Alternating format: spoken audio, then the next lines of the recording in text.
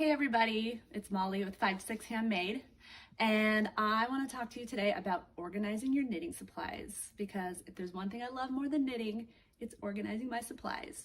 So I hope that you have a space for your knitting supplies. Some of you might be lucky enough to have a room in your house. Maybe you just have a shelf on a closet. That's fine too. I have this wonderful cupboard. I'm so lucky. I got these bins at Target, and I have a spot for everything in my knitting because that's how I am. But maybe you're not an organization freak like me, and I do have a trick for you for that. So you have your supplies generally organized, but you also need a box, a drop box, anything that can catch all your supplies for later when you're going to organize these. Now, I have these all over my house in my pantry. I put my recipes in a box and I sort them later. I don't always want to organize right away. Sometimes I just need to put them away so things are tidy and I'll get to it later.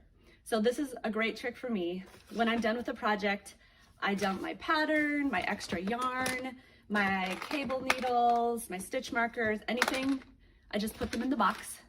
And then on some future Saturday, when I'm feeling inspired, I come back to my box and I organize it into wherever they need to go. So I take my yarn and I put it with the label. So I have my stash organized, and your supplies don't need to be fancy. You can use a Ziploc bag, those are great. Keep it all together. So on your organizing day, you can make sure you have all that stuff ready to go. You put it away.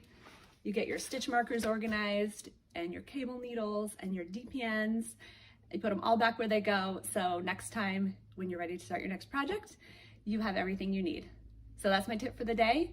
Thanks for following along, and have a great time knitting.